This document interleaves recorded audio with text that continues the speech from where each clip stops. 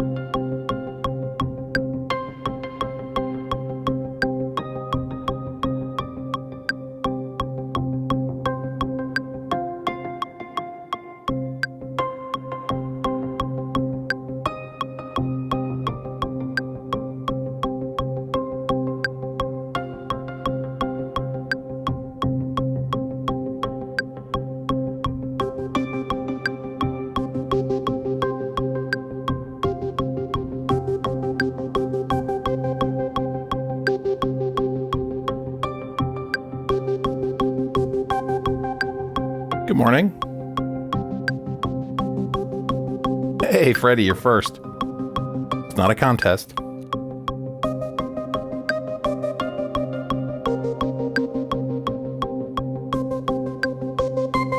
Greg, Steve?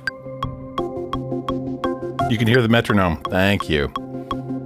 When I move to the, when I work in the living room, I have to put the metronome through the mains. Thanks for pointing that out. There we go.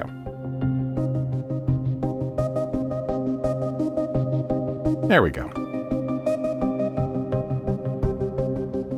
Hey, Tibor. Semtex Cow, good morning. It is the end. Hey, Wabbit. And Emotion, good morning.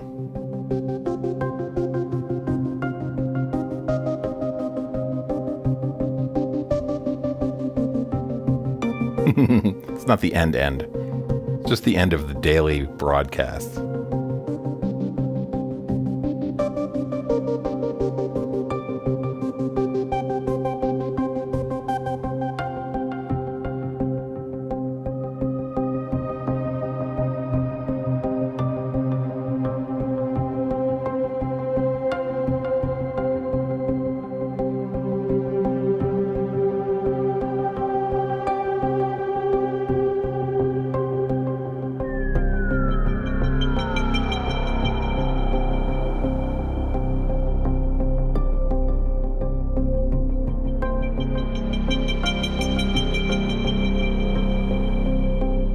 Hey, Daniel.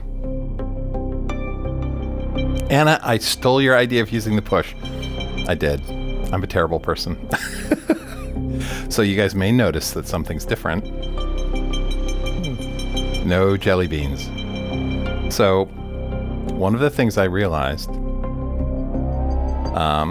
after doing 31 days of basically the same rig is that, you know, you can burn out on something.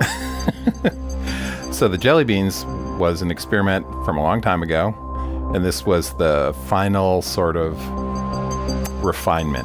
I had reached the point where I was like, this is as useful as I can make it. And so now I've got it in my bag of tricks. And I'll pull it out when it's, you know, when I feel like I'm inspired by it or need it. But today we put it away. And so flying without a net. So 31 days of not hearing any jazz notes. Today you're going to hear some probably.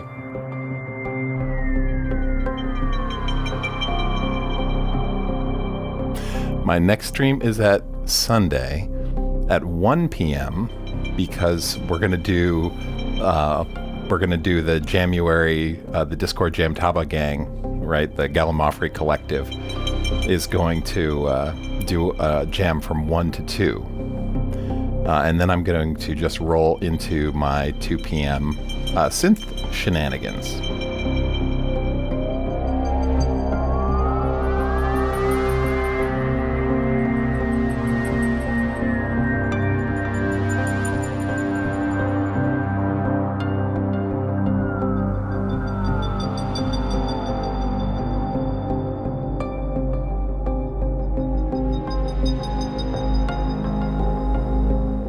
Hey, electronic composer. Good morning. DP Modern Muso. Good morning. Yeah, so we're flying without a net today. Because I wanted to do something. So yeah, Anna, I stole your idea to use the push. And you could also flip it around and say, like, well, now everybody's doing global transposition, so I better stop doing it. So. We're jaded. We're very jaded. The children of the 80s.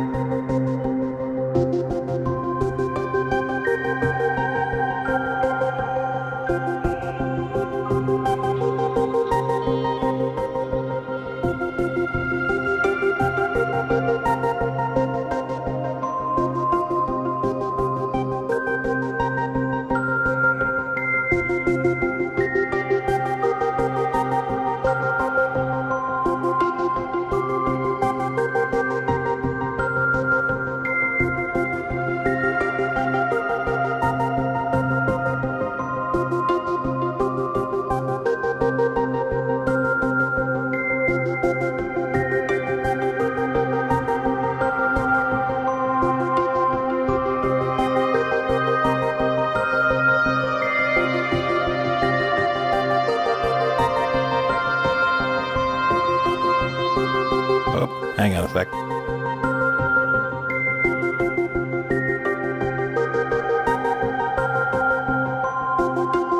Here's a challenge. What time signature am I in right now?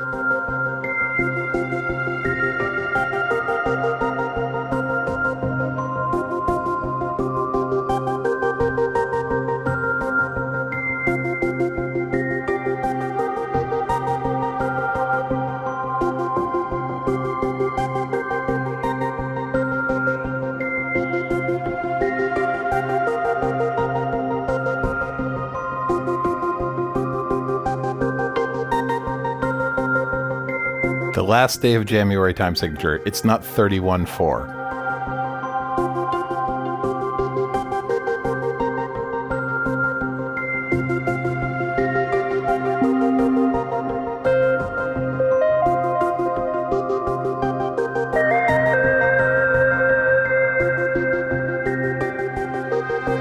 I can't remember the patches I chose, so I'm like...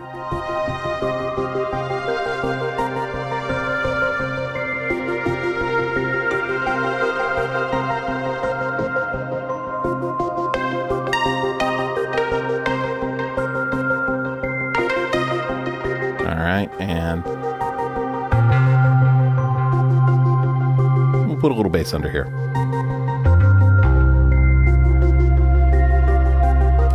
Steve got it right. 7/8.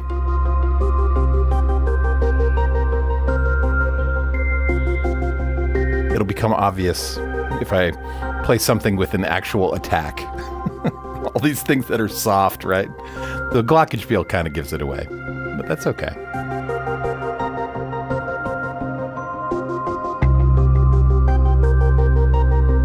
You heard the metronome. Yeah. Early on, I had the metronome coming through the broadcast.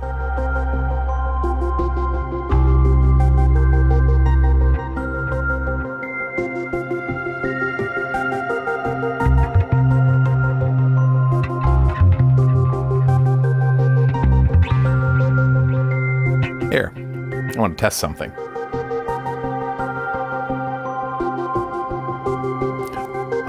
I have a clip I was fiddling with last night. I'm just going to start it playing, and we'll see if it fits over the bed I've created here.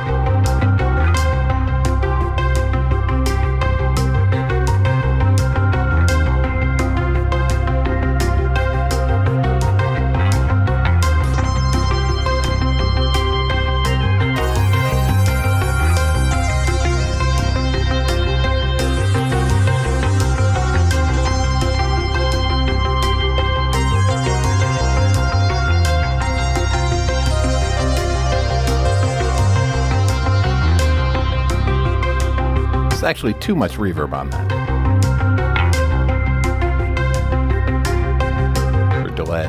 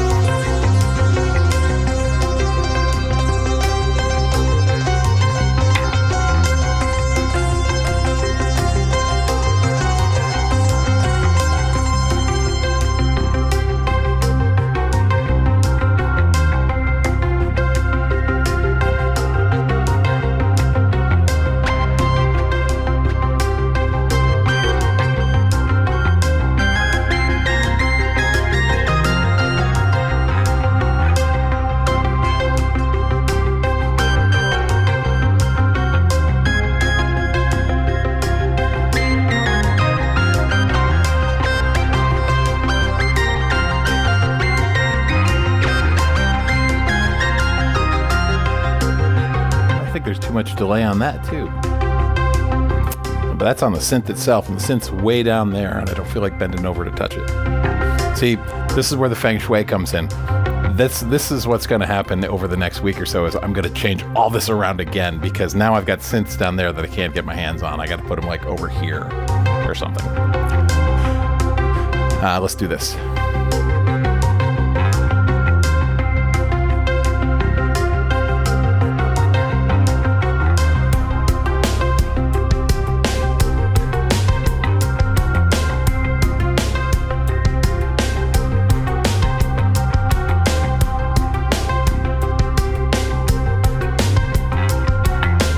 Missing coffee, Craig. Oh my God. Nice, yeah, a little Saturn sake. Nice electronic composer. Thank you, Anna. I make it look easy. I also make screwing up look easy too. And that happens. You were great yesterday. All right, I'm just going to read the chat while this loop is running.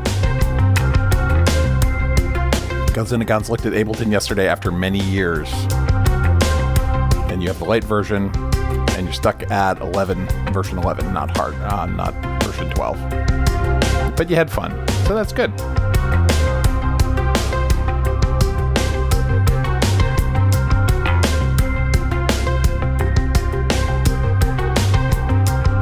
Thanks, Electronic Composer. What key mode is this?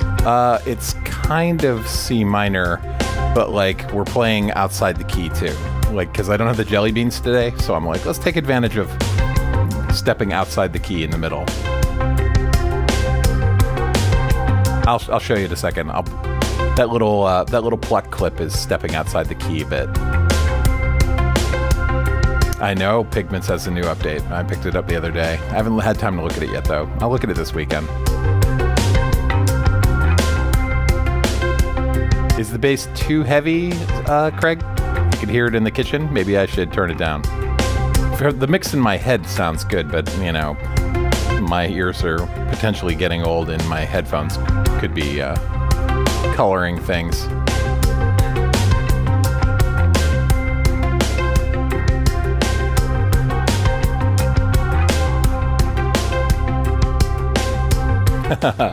That's a good way of saying it, Steve. Bitwig users are very loyal. I agree. They are.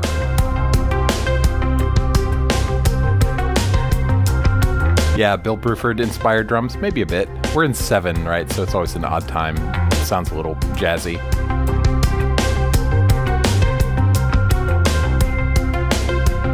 All right, let's see.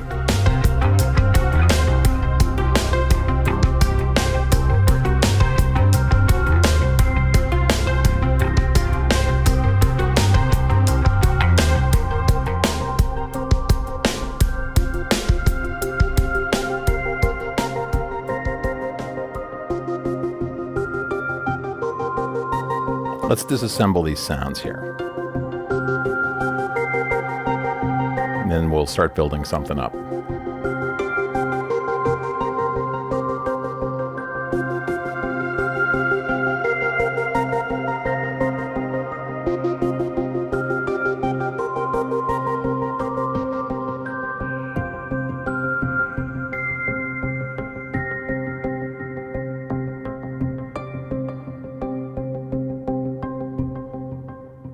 There we go. Hey, so good morning, everybody. It is day 31. Get to sleep in tomorrow. Well, we have established a 31-day pattern with the dog. So the dog will wake me up at 4 a.m. tomorrow and ask to go outside to pee. And then I will throw him to the yard, let him do his thing, come in, give him a cookie, not breakfast. He'll be disappointed. Then I'll tell him, go to bed. And he will grudgingly go back to bed. I will pick him up and put him in his bed. And then I will go back to sleep. That's what's going to happen. Well, tomorrow, Saturday, then I'll get up at 5 and watch Andy stream. So, yeah, exactly, Steve. Although I can do that from bed, right? I can lay on my back in bed and sort of doze in and out on Andy's stream. That's what'll happen there. Hold on a second.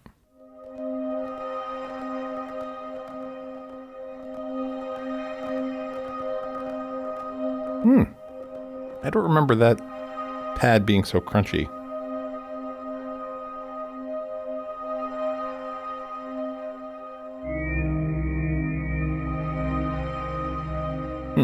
That went away.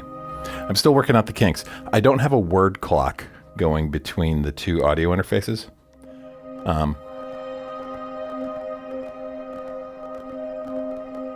You hear that? It's like a tick, tick, tick, tick.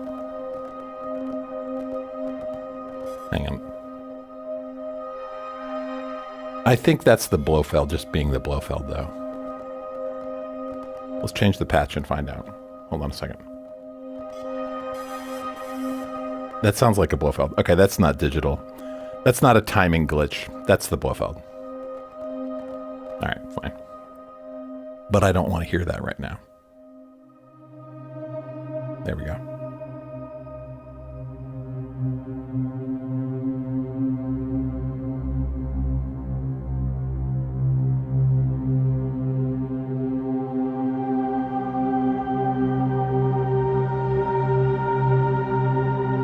Okay. A little drone in the background there. All right. So, so end of January. So January was super fun. This is my third year doing it. I think I failed the first year. So had a blast. Things have changed, learned a lot, had a good time. A good time was had by all. Spent 31 days of setting up patterns and then doing global transpositions on them. And because I'm completely burned out of that, today I took the jelly beans away and I'm not doing global transpositions. I missed accidentals for so long. I wanted to just, play things outside the scale, right? So like, if I hop over to this, what we were listening to earlier. So that note's outside the scale. We're in C minor. That's in the scale. That's in the scale. That's not in the scale. But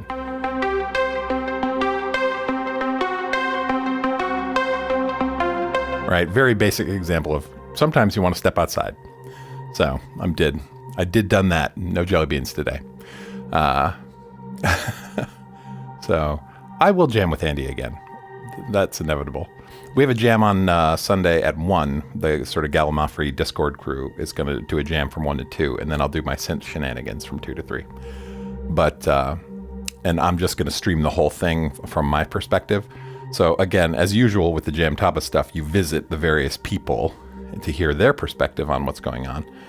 And you can visit here if you want to hear it as well. But let's see. James is saying I get up at 4 most days anyway. Yeah, I'm a morning person generally because my family sleeps in. So if I ever want to get anything done or have time to myself, I tend to do that. Yeah. And today we're in 7, and really that's about it. Blofelds do weird things. They do. Oh, Peter Geist. Thank you. No, you didn't. Thank you very much.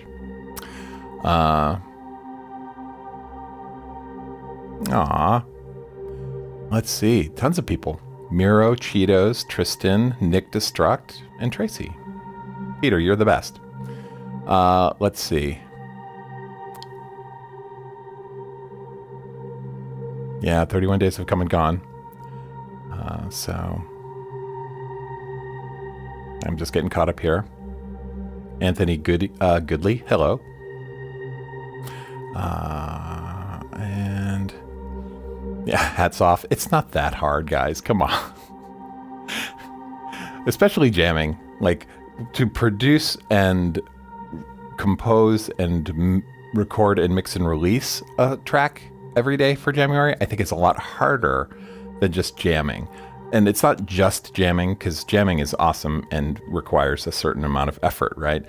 But like people like Taskboy and Toroid Labs and who sit down and compose something, there's an extra time sink there, right?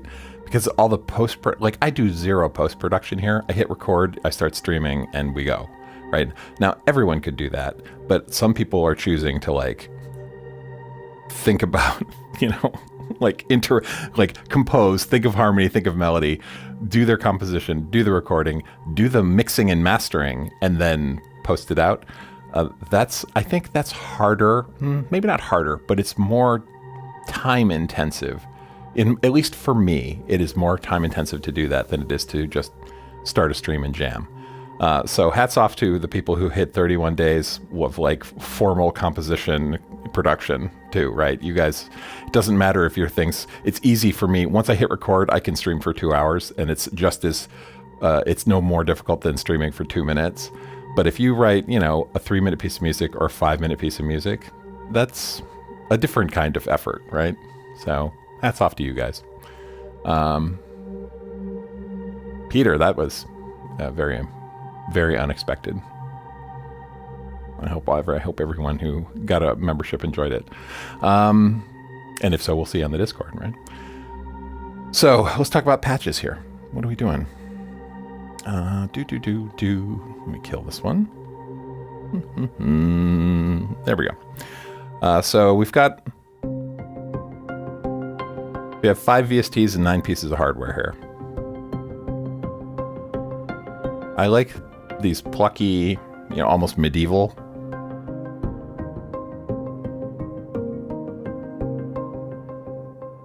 Right?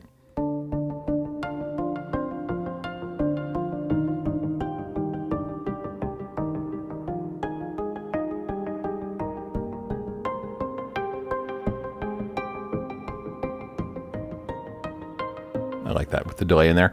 So it's like Berlin's Kilducka, but, people who are dirty and wearing rags. Which sort of describes Berlin's musicians, right? Any starving artist. Anyway, so we've got ARPs there. That's coming out of Omnisphere. As is this. So this is a good example of like, if you're using an ARP, right? Or you're even just sequencing, sometimes just doing note doubling is interesting. Like, it's the difference between this, right, where we're plucking each note of the chord in series, versus this, we're playing each note of the chord in series, but we're doubling. It makes for a completely different kind of texture. So when you're building your sequences or your ARP patterns, consider just doubling the same note. You don't have to fly to the next note in the chord.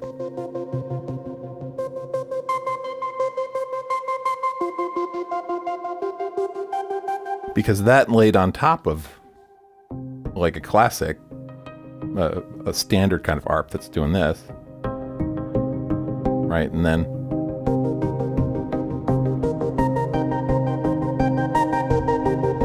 right, those two things, it's almost a form of rhythmic phasing. Almost.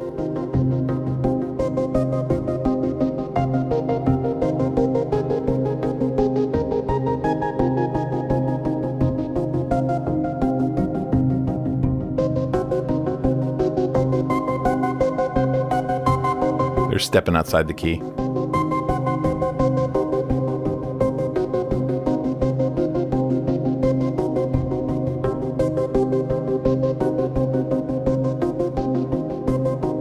It's the James Bond style of stepping out of the key, right?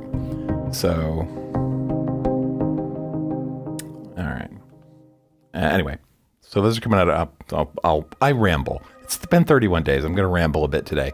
Today we're probably going to go a little long, and I'm going to ramble. So feel free to run away, do other things, have breakfast. You're not trapped here. All right. All right. This is another pad. So I've got, want to say I've got 5 VSTs and 9 pieces of hardware. I have 5 instances of Omnisphere. Okay. Good. Why do I use Omnisphere so much? It's expensive, right? Hang on one sec.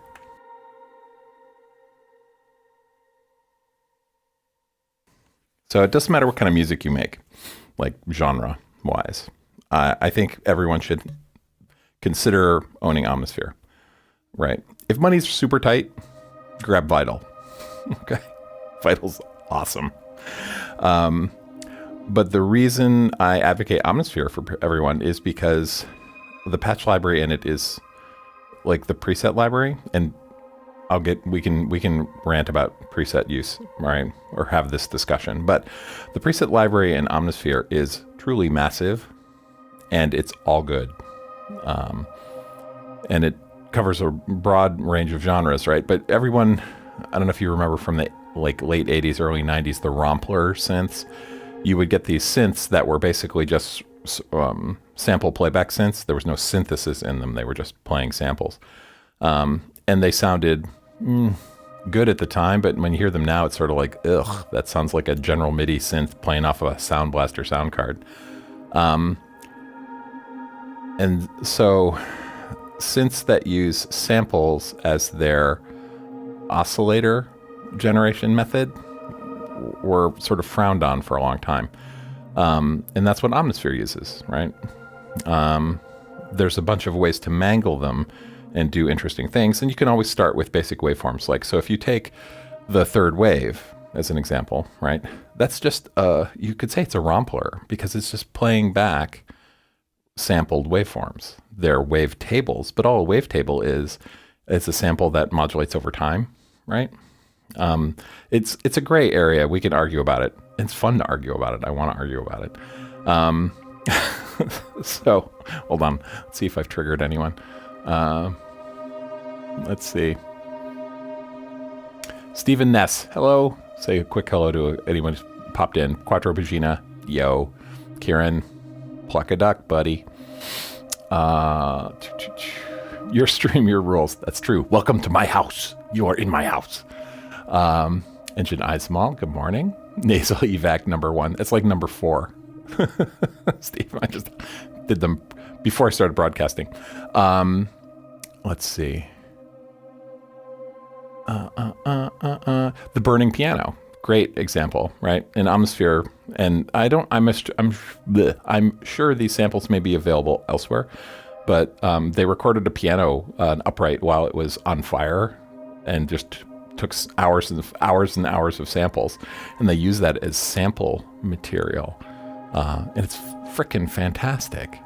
Anyway, I'll get back to Omnisphere in a minute. Emu Proteus, yeah, there's a great Rompler. When the Proteus came out, like the sounds in it were really amazing, and people were like had not heard that stuff before, especially the plucks, the guitars and stuff, and the brass. I love the Proteus.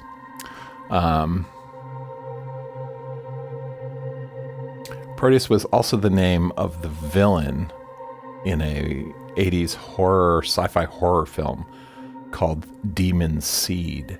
And it was about an artificially intelligent computer that is invented and is basically installed in its creator's home and as an experiment. And it's, benign. It's not evil necessarily, but it decides that it wants to have a child. It wants to live forever, right? It's envious of humans because they have children, effectively making them live forever. And so it conspires to impregnate the scientist's wife. It's a very sort of like creepy, rapey kind of film from the 80s, but the name of the AI was Proteus. So whenever I think of the Proteus synth, I remember Demon Seed, and it's like, ooh, creepy. Anyway. Florida. Welcome to my house. Are you, Quattro Pagina? I want to say that's a line from a Taylor Swift's last album. Florida, welcome to my house. I bet it is. I hear that song a lot. My wife's a big Taylor Swift fan. Hey, Halcyonic Kaiju. Great name. Looking forward to looking at this whole series. Just discovered your channel. Thanks. Have fun. There's some buttload of videos out there. Some of them are like tutorial instructional. There's a bunch of jams. There's a bunch of Jamuary. There's a bunch of like opinions. Whatever you like, man. Drop a comment and say hi. What kind of music do you make, Halcyonic Kaiju? Not that no one will judge, I'm sure. Right? All right. So I'm totally on a tangent here. Demon Seed. I'm catching up with the chat. Yeah, it wasn't evil till it was, exactly. I love Demon Seed. Great film, but it's creepy now. Things change too from your perspective over time. Like I used to love Animal House, the movie, the college, sex comedy. But now when I watch it now, it's like, it doesn't quite work. Florida is a rapper, and Welcome to My House is a song. Okay, thanks, Quattro Bugina. All right, tangent on. Yeah, Toga. Okay, yeah, you guys can go obscure. I'm gonna pull it back to my ranting about Omnisphere, and we'll keep playing little Omnisphere patches here when I talk about that. Steve asks, do you remember an obscure Australian film called Crosstalk? No one. I don't remember that. The only Australian media that really impacted my life was Mad Max. All right. But that's almost a cliche. I'm not even going to mention, Crocodile Dundee. Oh, I mentioned it. My favorite piece of media that came out of Australia from a television movie perspective was, what's that actor's name? I can't remember the actor's name. He did a 3-season series of a show called Mr. In Between. Frickin' love that show. Great arc, great ending. Anyway, Mr. In Between. It was on like the Stars Network or something, but I think it was produced in Australia. It was certainly set in Australia. So,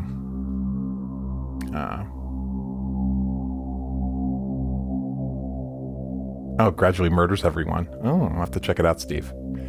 Captain Kangaroo. Nice.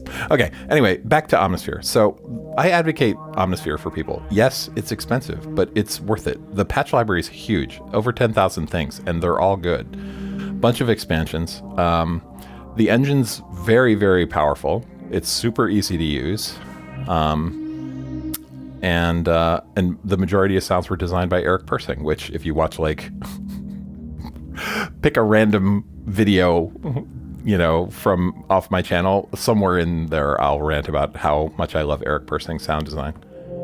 Anyway, so that's why I have 5 VSTs loaded. They're all Omnispheres, and then I've got a bunch of hardware. So that's what we've been playing with today. So those were some drones. So we've got the Blofeld doing sort of this glitchy pad thing. Or it could be just the Blofeld playing a pad and glitching because Blofeld. All right. We've got the Korg Pi synths. So we've got Modwave. Right. I tend to pull up presets and tweak them, although in the coming year I'm going to spend more time doing pure sound design on the couch in the evenings. This is a patch off the Modwave called Cassini that I've tweaked because the original patch had some noise in the background that was cool, but it completely gets lost and then just raises the noise floor. So this is Cassini no noise. It's like space personified. You're going to do cosmic music.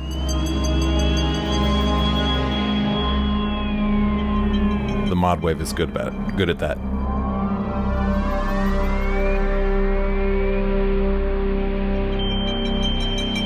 Buckaroo Banzai. Nice. Was that an Aussie film?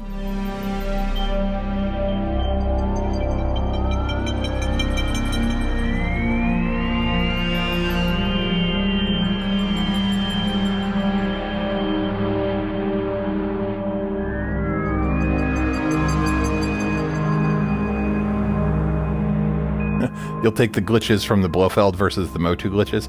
Yeah, we won't have any more Motu glitches. I've replaced that interface with the modern Motu one, so that's fine. I've got an 828 down here now. That was over on the analog side of the house, and I just stole it, brought it back over. That's fine.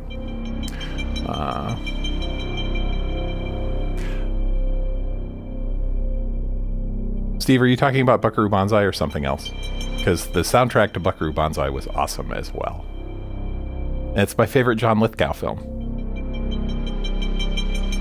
That ending credits music with the little whistle melody, that's a hook that just grabs your brain and will not let go. A little earworm there.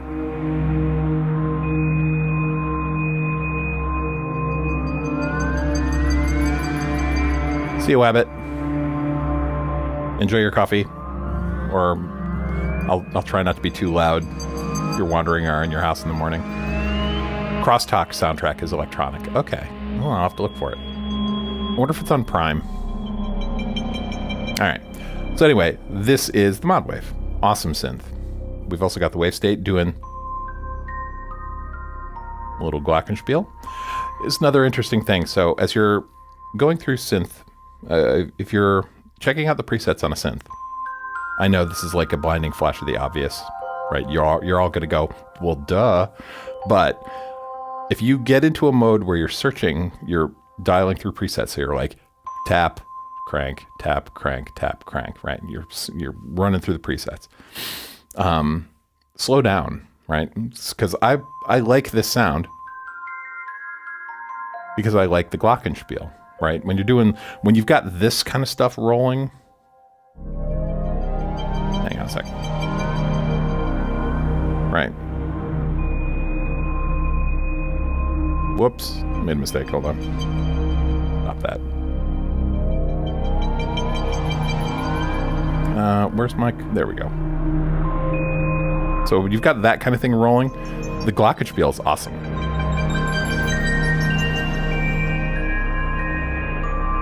Right? Real simple, pure tone, bites through. Right? But my point was, I didn't know. I've had this synth for over a year, and I've been playing with the glockenspiel on and off for over a year. But this morning I was like, I got distracted by not this morning, the other day, distracted by my significant other, and I was just sustaining. This is behind that glockenspiel sound. It's like the back layer of the patch. That sounds great. And I never even knew that pad was there. I've been playing the Glock. Because when you're playing the Glock, it takes it like 3 seconds for that pad to come in.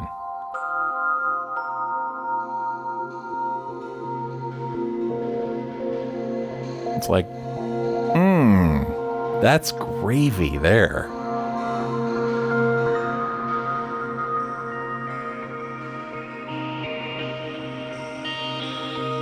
It's got a little tempo sync thing going on there. Anyway, so blinding flash of the obvious. When you're sampling presets, make sure you play them really high on the keyboard, really low on the keyboard, right? Get the full range. Because some sounds that sound like, not awesome in the mid-range and the high stuff, if you take them way down into the bass register, you'll get, you could get weird aliasing. As you go down, you start hearing what was noise that you couldn't hear at the top starts getting transposed down, and you hear this that aliasing sort of, I don't know how to describe aliasing sounds. You'll know it when you hear it, right? It's like a high-pitched whine. It's almost like you've got a high-pitched wavetable-y sound going on top of the bass sound. It's interesting.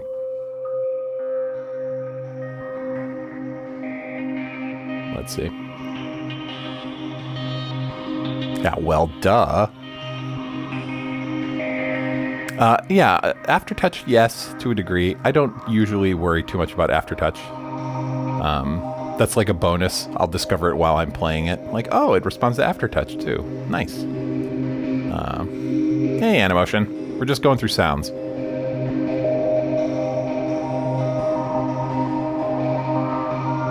Gozinagons, you put the Launchpad Pro into like in-key mode with 8 rows of the scale. You have all 8 octaves. Yeah. That's a good way to audition presets. Anyway, so that was the wave state. And then we've got...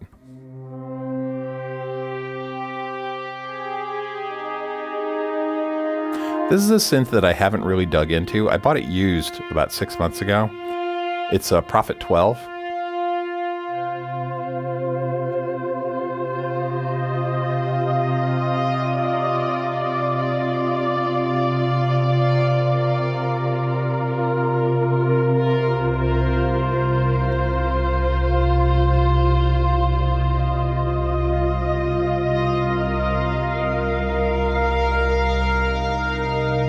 So this one responds to pressure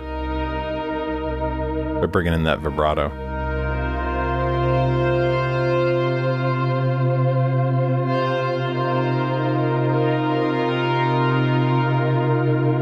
also closes the filter a little bit. So yeah, I'm going to spend more time with the Prophet 12. The problem with the Prophet 12, it's the desktop module, is the desktop module. The panel is as good as they can make it, in my opinion, but there's a bunch of context switching based on the buttons you push, and you have to use the display. And that gets a little difficult. I wish there was a software programmer. I'm not a software programmer. I wish there was a VST version of it so that I could sit on the couch with the VST, make sounds, load them into the hardware, and then use the hardware. I had a comment come up a couple days ago. Someone said, "Look, man, if you're going to buy hardware synths that also have VSTs, why not just use the VSTs?" I'll tell you why. Personally, I'm really inefficient when it comes to signal processing. So like the contemporary wisdom is, oh, you need a reverb? Put a reverb on a return channel and then send your individual tracks to the return, and you run everything through that reverb. Makes it nice and consistent. You only use one instance of the reverb, etc. I don't do that. I stack reverbs as insert effects on instruments, right? So I've got, how many tracks do we have here? We have 15 instrument tracks here-ish. Every single one of them has at least one reverb running on it. And it's generally, I like impulse response combined with algorithmic reverbs, right? So Ableton has a nice reverb built into it that it lets you mix between impulse response and algorithmic stuff. So I could put a big like cavernous IR on it and then use like a modulated or, a shimmer and then mix between them. I like that. And I like a different flavor of that for every instrument on the track.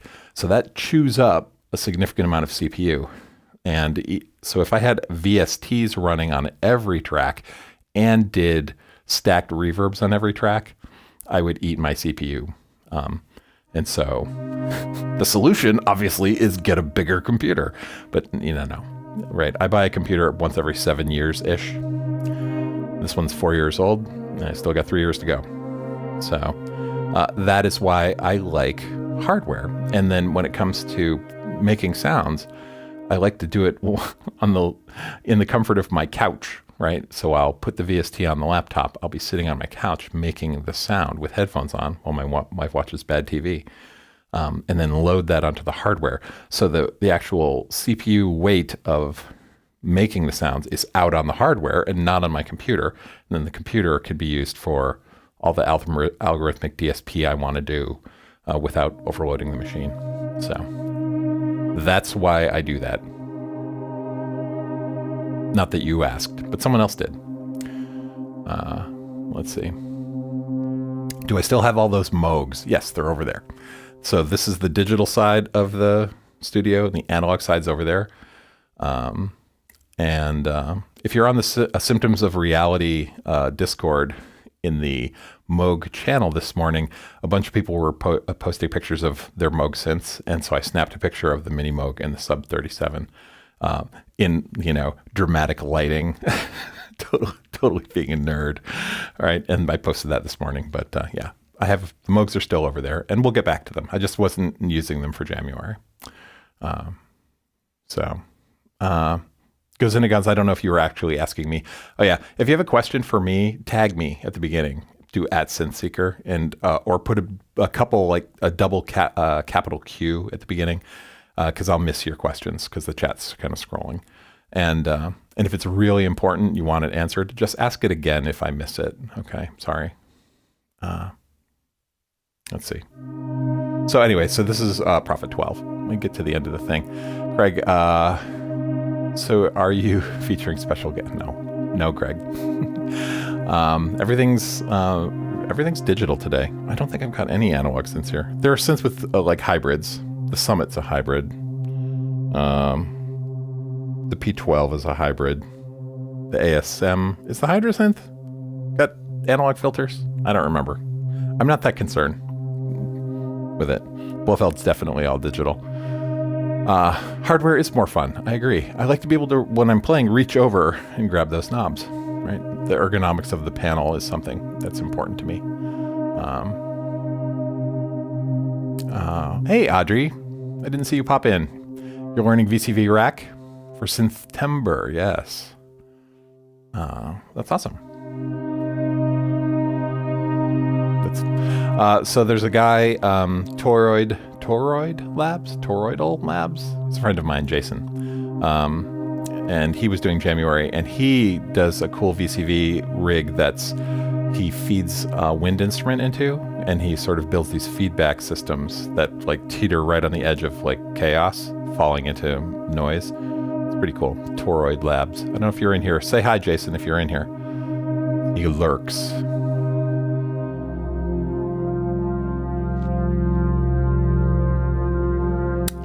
See ya, John Elrice. Sorry, I only saw your exit.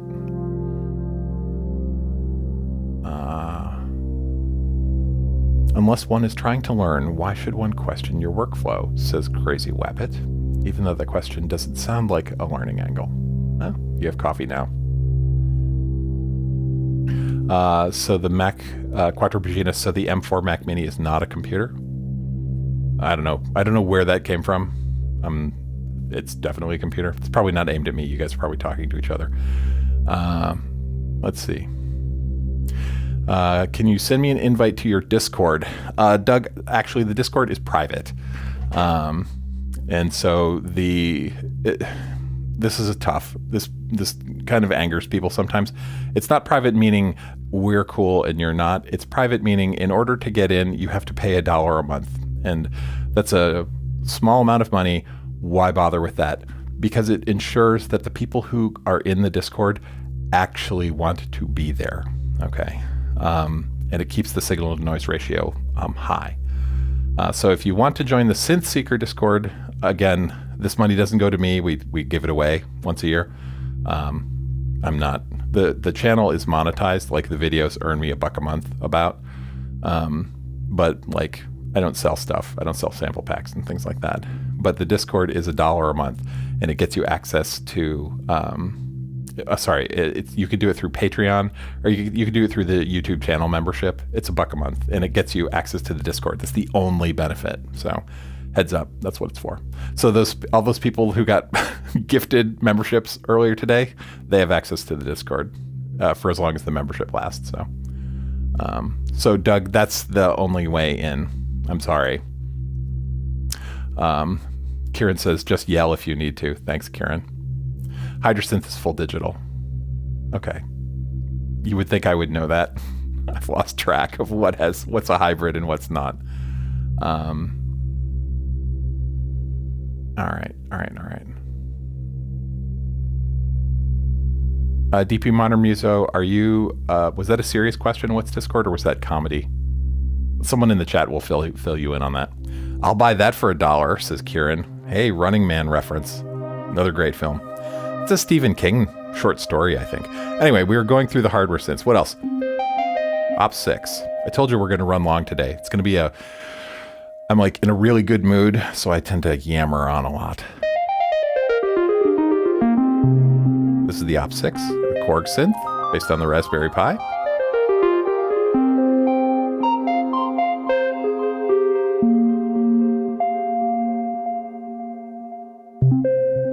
Another excellent synth playing a nice little lead. This is our Summit. This is a stock preset that comes on the Summit. I love this sound. It's called, what's it called? Can't see that far. My eyes are bad. It's got this pad that sits underneath, ominous string pad, and then on top, it's the name is like BOC something. It's a Boards of Canada reference.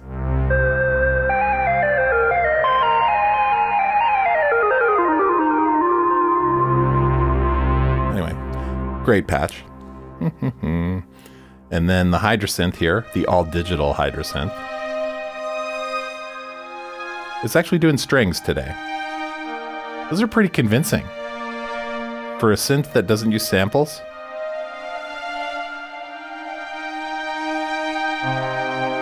When you go to the lower registers, not so much, but...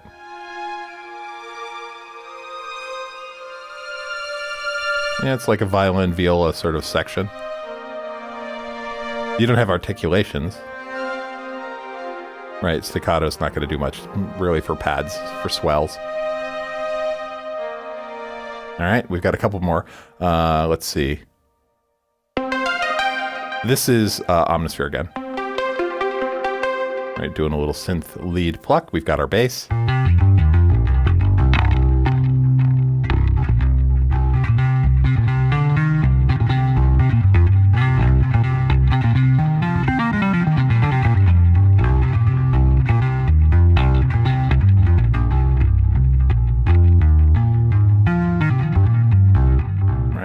Bass, ubiquitous. I'm never going to get rid of that.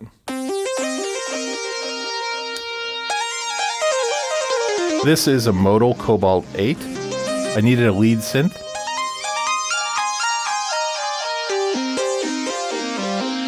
For today's endeavors, and that is our lead sound. And then Nord A1, I think is the last piece of hardware. A really thick, like 3-octave lead.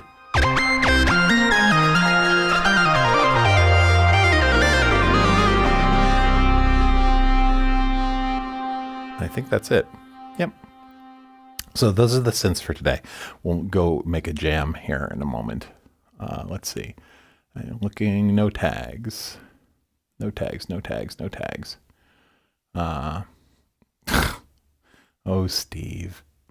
All right, so let's make some stuff. All right, if I turn on my metronome so I can hear what's going on, and we'll put a rhythm part down because we're in 7.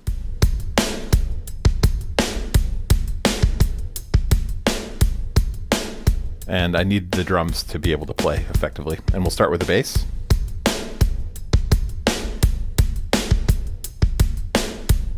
Do something 4 bars long. I'm gonna noodle. I'm just gonna fiddle around till I figure out what it is I want to play.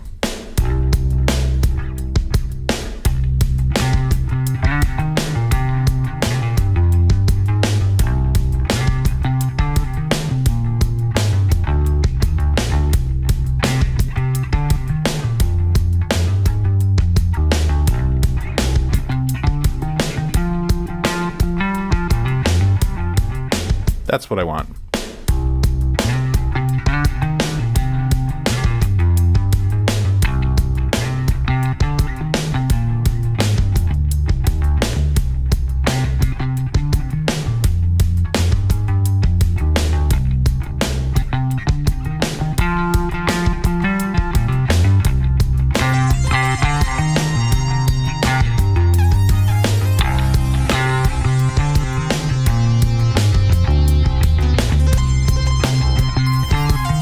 There was a jazz note.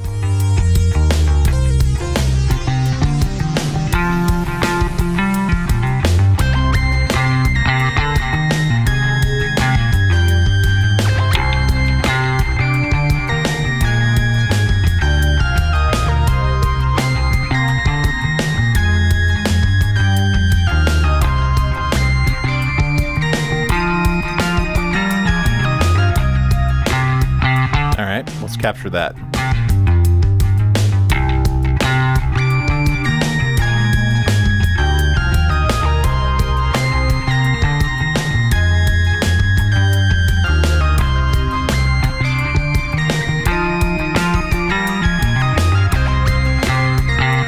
Oop. All right, timing on that's not great. We'll fix that.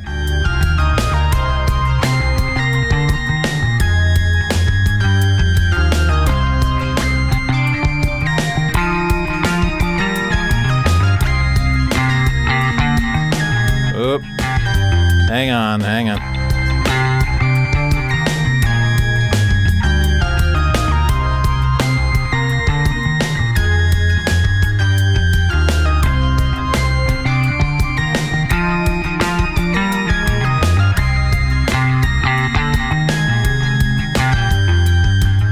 That opening is effed up.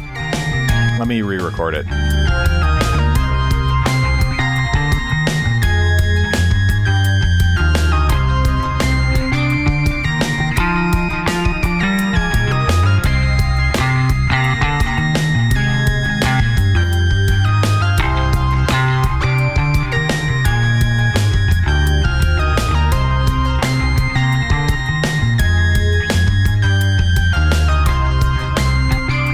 an ARP on that. Which one do I want? Going through the palette of paints here.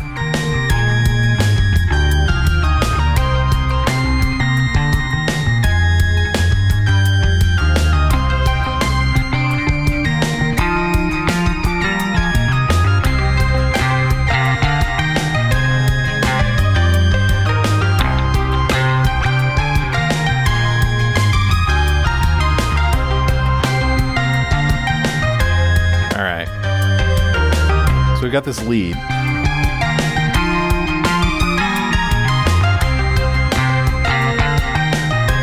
That A1 is an octave higher than I want it to be. So let's bring it down an octave.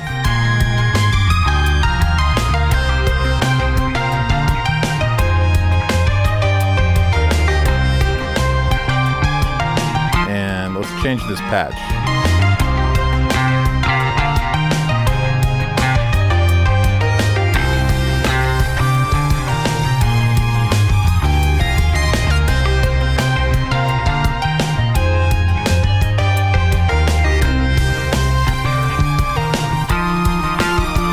Second.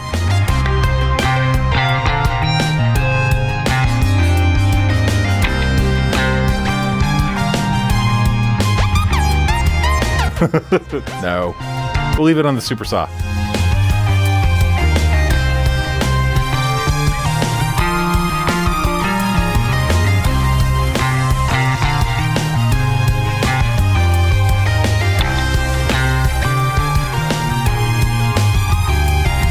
So there's a jam. We'll call that the Day 31 jam.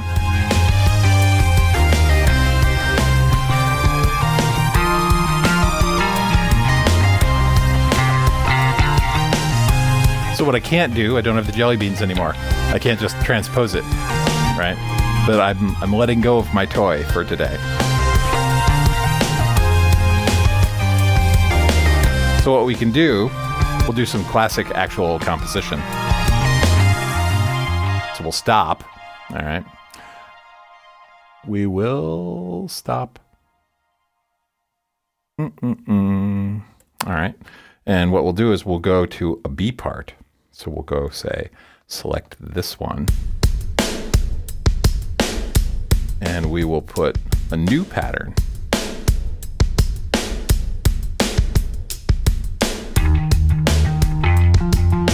If we're here, where do we want to go?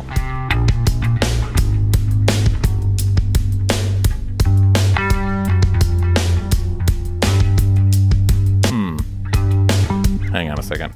Let's noodle for a sec. So if we just did an A part that's this, mostly, it's root. So let's go to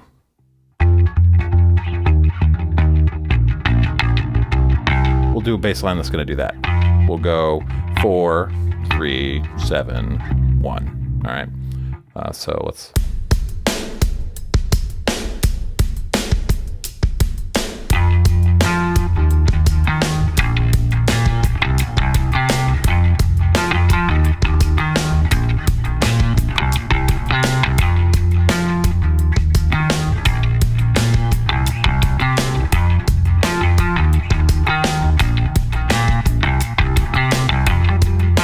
Whoops. Wrong channel.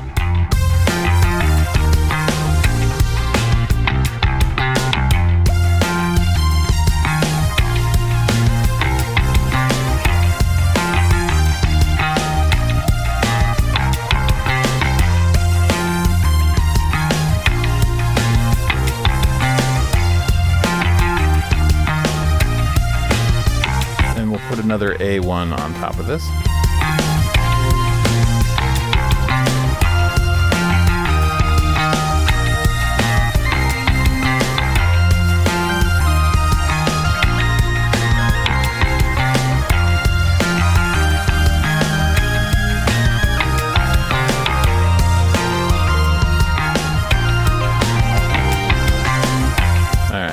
Capture that.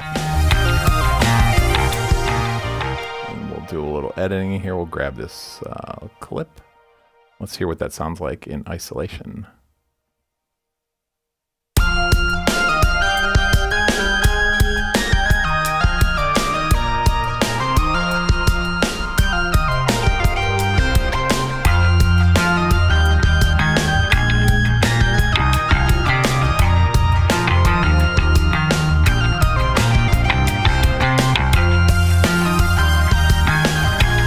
that's our B part. All right.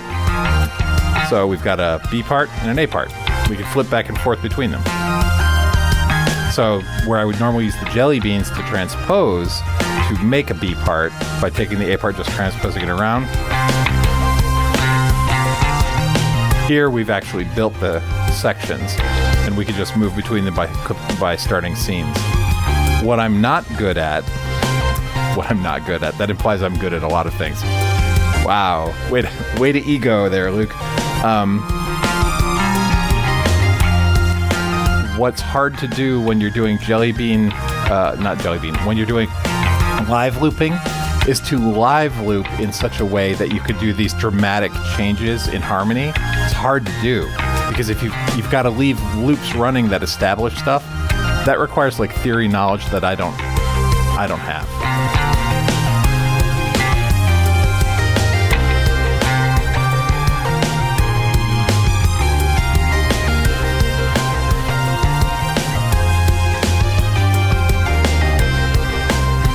Go to the B part.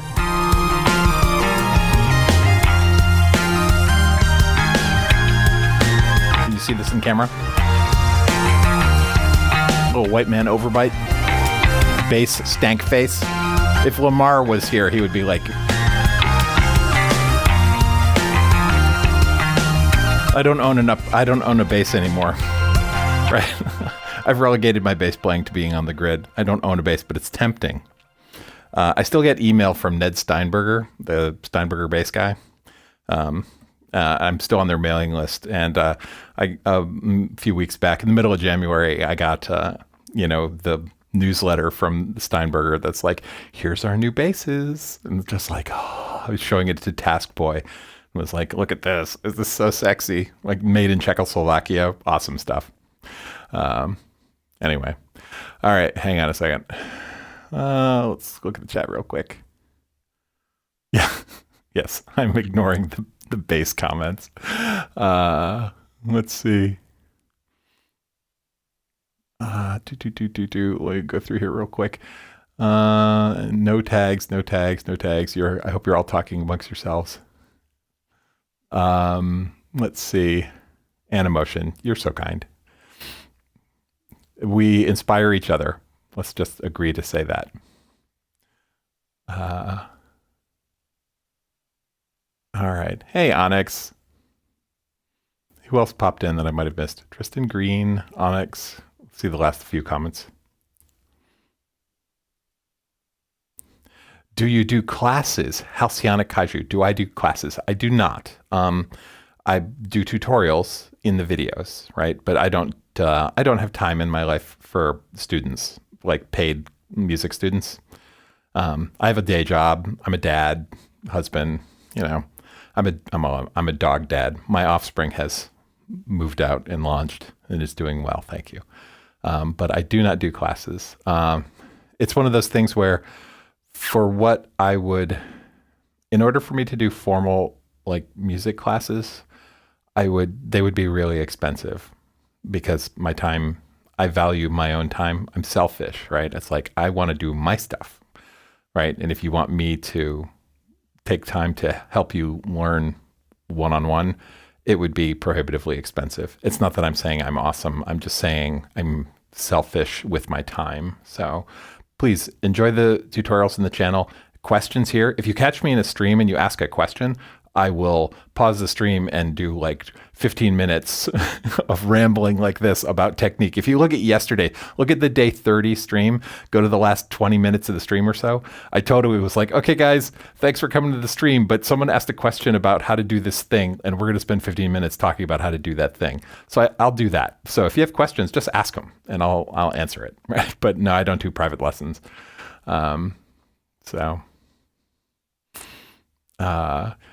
Tristan's using your theory from college, sort of. Theory's good. Like, most information is good to know, right? There's always a few things you're like, God, I wish I didn't know that tidbit of information, but that's usually cultural stuff. Like, did you know that people, eat chicken toenails or something like that? I'm like, ugh, don't need to know that. Let's see.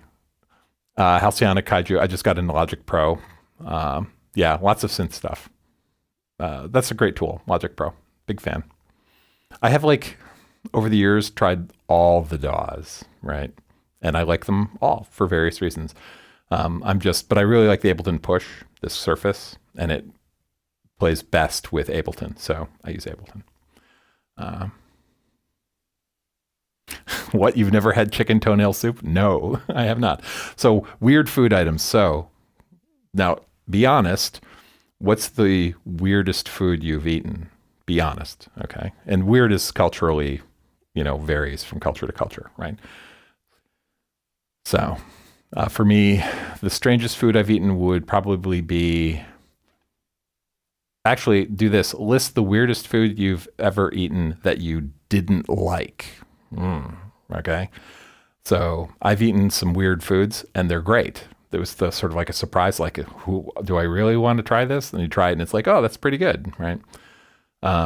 But I did try, sea urchin, which is not uncommon. Like you can go to any sushi joint and usually get sea urchin if it's fresh and in season, but I tried it and it was horrifying. So if you love sea urchin sushi, more power to you.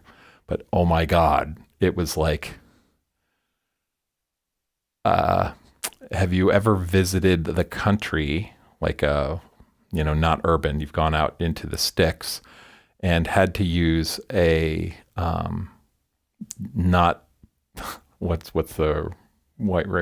use an outhouse. We have a bunch of people, so we have a number of people from Europe, and I don't know if the English term outhouse translates or that concept is there. If you had to use a toilet that's just a hole in the ground with a hut over it. Sea urchin tastes like the smell coming out of an outhouse to me. It was horrible. Oh, I will never do it again. So, so throw that out there in the chat. Welcome to this music stream where we go on these weird tangents. Tripe. I've seen tripe in the store. That's like stomach lining, isn't it? I think that's what that is. Octopus? What part of the octopus Animotion? Because octopus is like calamari is octopus, isn't it? Or is that squid? What's the difference? Now that I know how smart octopus are, I feel kind of guilty about eating them a little bit. Snake. I've had crocodile, but I liked it. So I would imagine that reptile is common, maybe has a common flavor profile. Maybe snake tastes a bit like crocodile, or alligator, I should say, not crocodile. I had alligator. All right. Tripe is the stomach lining. Yeah, that's what I thought it was. You make soup out of it? Interesting. Is it the part of the stomach lining that's impervious to acid? So if you eat tripe, does your stomach dissolve it? It must. The paradox of eating tripe. I'm eating the lining of someone's stomach and putting it in my stomach, and the lining protects your stomach from dissolving itself. So can my stomach dissolve other stomachs from other animals? I don't know. Calamari is squid. Okay. So I've never had octopus then. I've had squid. But still, squid, octopus, right? They're supposedly, I've seen videos where they're really smart. Now that may be us anthropomorphizing the animal, but what is it? There's a stand-up comedian who I think is from Boston, might be from New York, from the late 80s, 90s. What's his name? He wrote a comedy song called Parents, Plug the Fingers in Your Children's Ears, Please. He wrote a song called I'm an Asshole. And it was very entertaining about his own behavior. But he described our behavior of what animals we choose to eat and not is if it's cute, if it does cute human things with its hands, we won't eat it, right? So it's what is it? He's the meat truck is here, right? and this animal walks up and the human's what are you? And the guy's I'm an otter. What do you do? I do cute human things with my hands. You are free to go, right? And then it's what are you? I'm a cow. Get in the truck. So Dennis Leary, that was the guy. Yeah, he's super not PC. Like if we watch him these days, I'm sure he'd get canceled. But he was so funny. Aw, Freddie, you gave him memberships to people. You're awesome, dude. If you were, so it shows names of people you gifted the to. I don't know how this works. This is like totally new to me. Were these people lurking? Music by Jethro, Michael Middleman, DL. Interesting. All right, cool. Brian Ouellette. I hope I'm pronouncing that right. You like the effects you have on the screen right now? The star hands. All right, let's make a little bit more music. What time is it? 6:16. All right. So we just did a jammy thing in 7. Let's do a little ambient thing. Just to be different.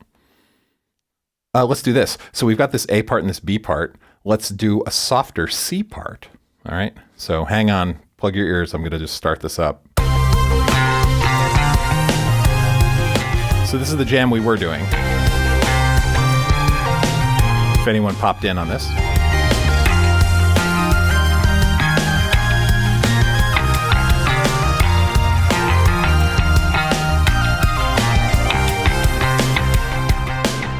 All right, so we'll go to a C part here. Let's take the drums out. And we'll go find our plucks.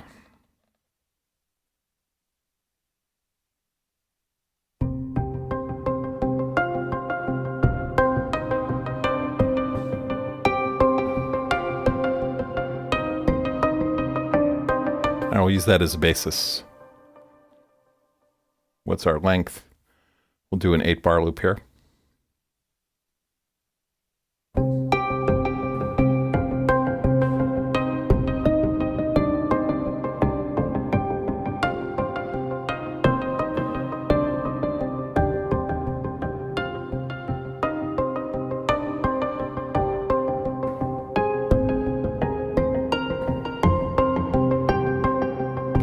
Now, because I wasn't thinking, I'm going to actually quantize this down to 8th notes.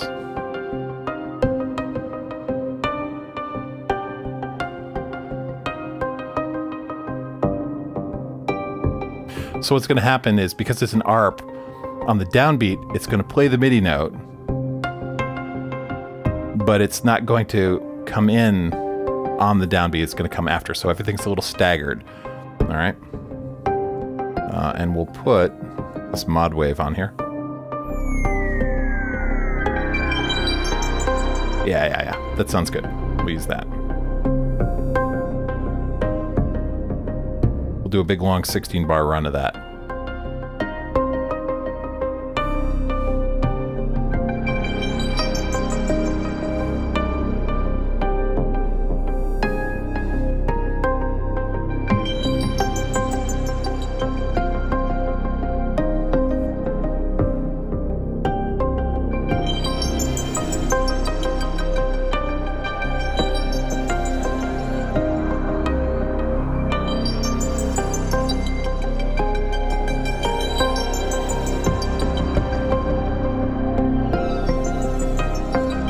I just want this bed underneath here.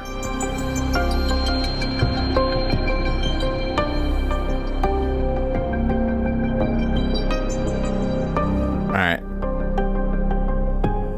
Put more ARP, another counterpoint. Let's change the patch on that too. So we have that doubling.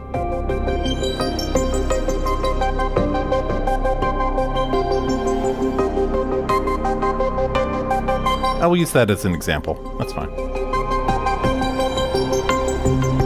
And we're in 7, so we'll just let this run and we'll do a short loop.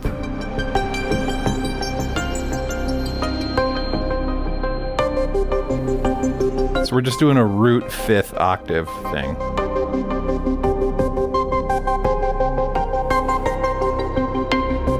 Because we're in 7 and that patch is in 4, it'll phase on its own. That's fine. The actual ARP is in 4.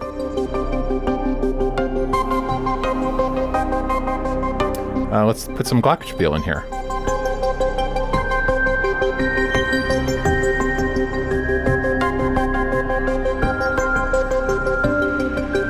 All right. And so we're going to do a simple pattern with the Glock that isn't in 7. It'll be 4 bars of 7 long, but it won't be rhythmically in 7.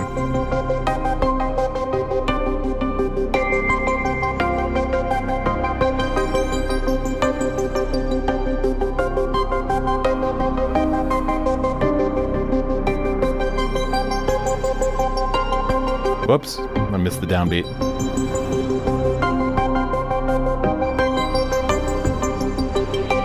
Hang on, I gotta wait for it to come around again.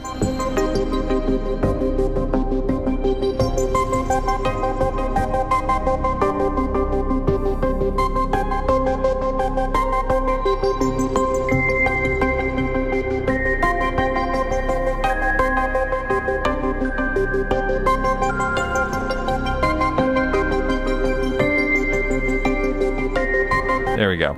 Let's fix their velocities so they're not quite so... It's a little more even.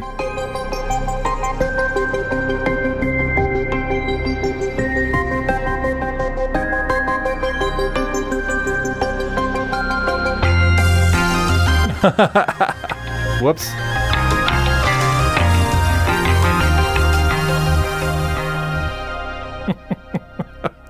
My mistake. I've been recording these patterns in the wrong place. Hold on a second. I gotta move them around. There we go. There we go.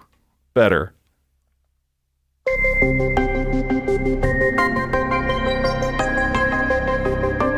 All right. Now, if we bring the drums back in under this sort of paddy thing, what does it sound like?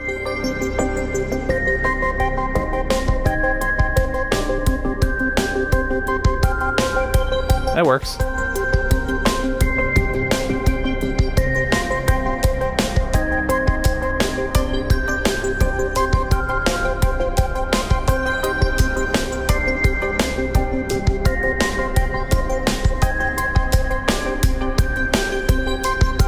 All right, so now when we move between these patterns, let's see what happens.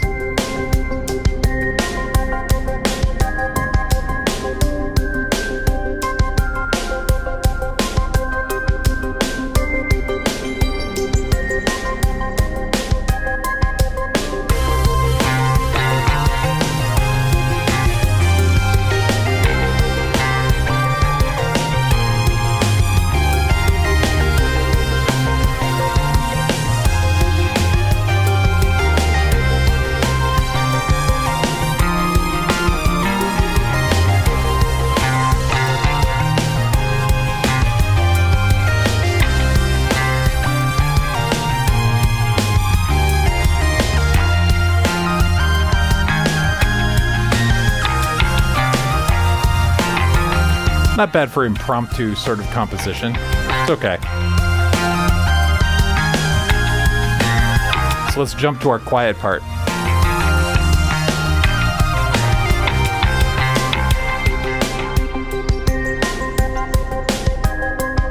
It's almost a drop. And we could bring in like some of the part A part stuff on its own. So we could bring the bass in and see how if that works with the Glock here. Hang on a sec.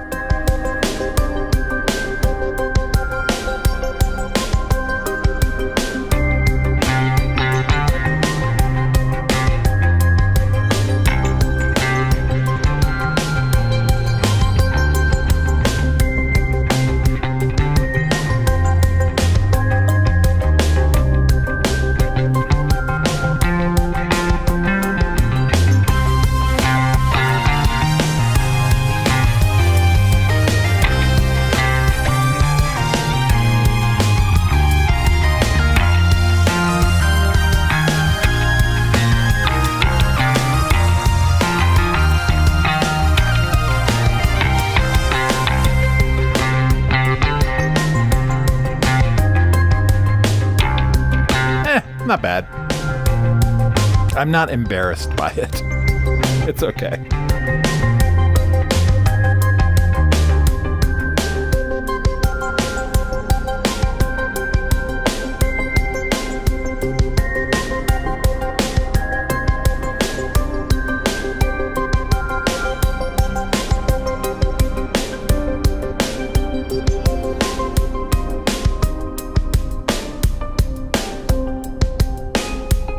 What I don't have is a mapping to control the drums. I gotta do those in and out manually.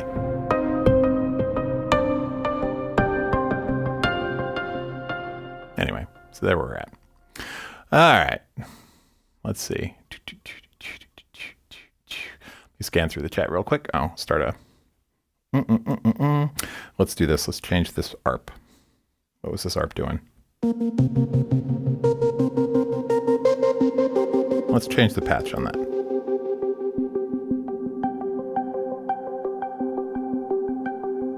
That'll work.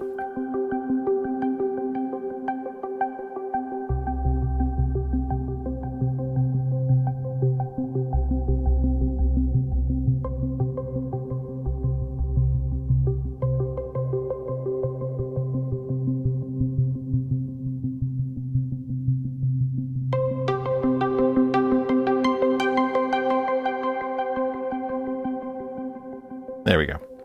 Just need some noise in the background.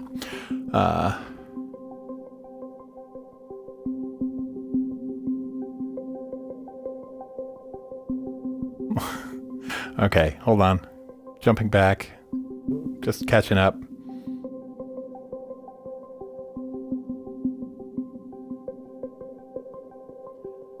Yeah, Freddie, you'll have to explain to me how how gifting memberships works. So I don't know if those were subscribers that it just randomly gave to people. If that's the case, then that's not cool. I may not want that. So we'll see.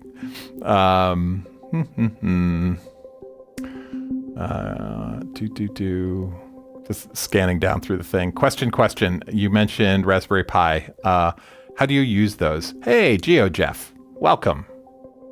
GeoJeff message retracted. Okay, well, Raspberry Pi. So the Korg, there are 3, 4, 5. There's a bunch of Korg synthesizers.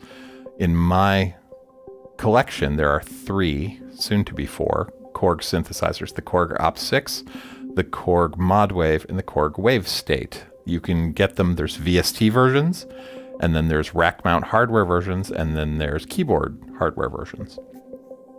I have keyboard versions of those that I have used a mod kit to take the keyboards off of. So they're sort of like desktop modules.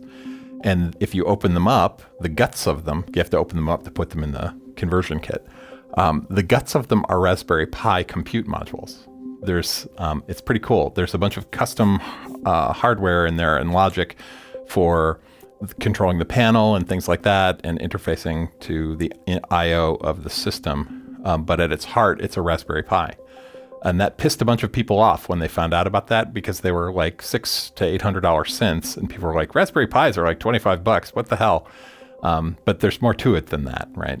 But I refer to them as Raspberry Pi synths. So the Korg Trinity here, the Op6, the WaveState, and the Modwave are all based on the Raspberry Pi. The soon-to-arrive Multi-Poly is also based on the Raspberry Pi, and is the Korg King Korg Neo, I think. If Garen is in the chat, Garen's not in the chat. Garen's asleep right now. Garen could tell you. He knows. He's the Korg guru of my social circle. So, Garen M, another streamer, streams on Monday nights. Really good stuff. So GeoJeff, that's what I mean. Raspberry Pi are the Korg synthesizers.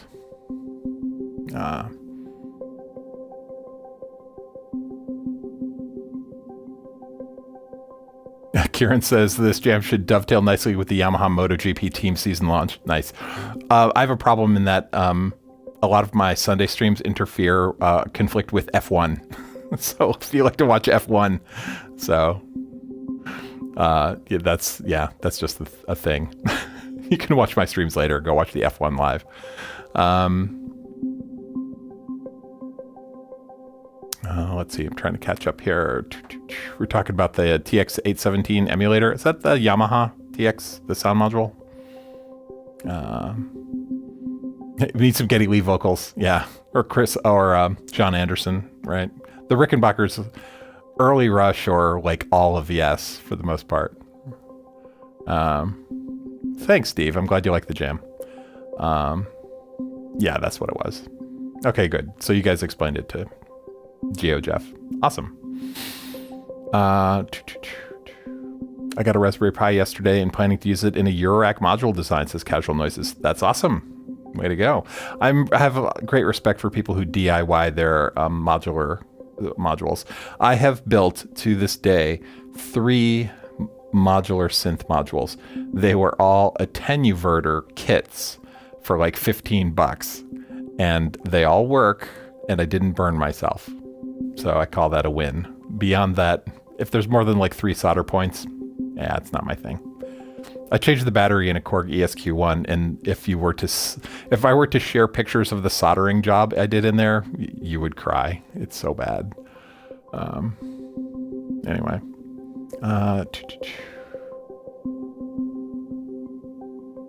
Yeah, the Prophet X uses a mini PC in there. I think Espen Kraft, or one of the more inflammatory synth tubers, like disassembled his Prophet X and was like, look, it's like an Intel NUC PC inside. But whatever, it's fine.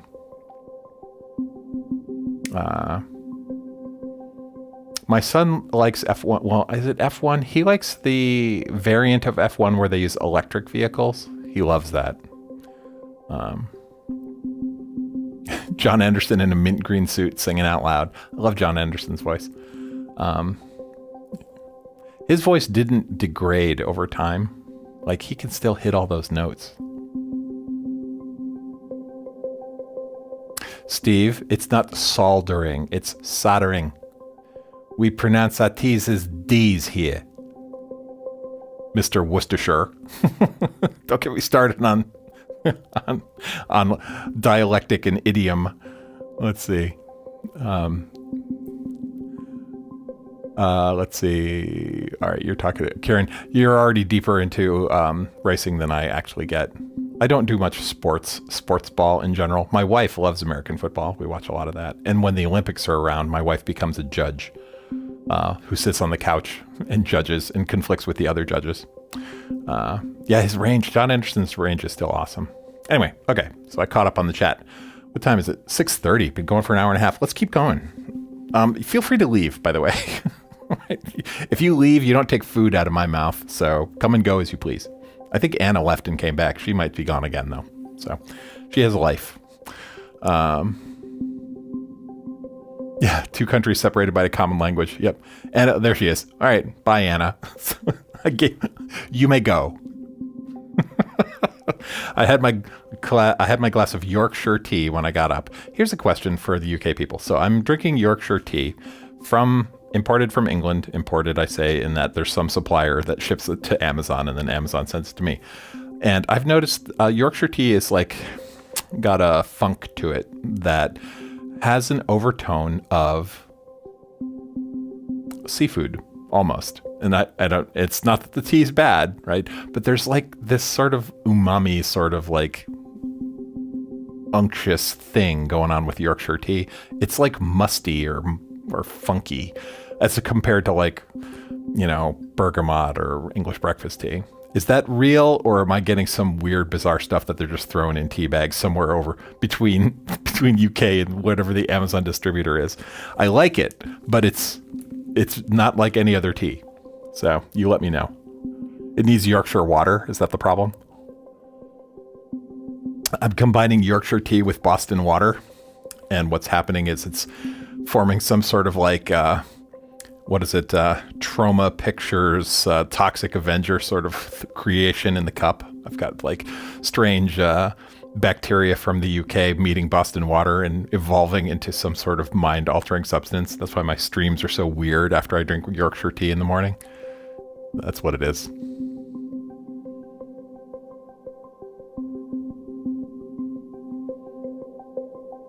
You're going to open your Hydrosynth? Freddie, you're braver than me. I generally don't open things. Who else? Taskboy. Taskboy's opening his M4, his Mac Mini M4 to do that sort of kit to up the SSD storage in it. And I'm just like, I'm not that brave, but he is. So Yorkshire tea is specifically blended for the hard water up north. Our water is fairly mineral heavy, so I don't know. We'll see. Mango tastes like dead things to me, Tristan. Mango has some chemical in it that is also a byproduct of like decomposition. And whenever I eat mango, it tastes like rancid meat. Not that I eat rancid meat that often, but...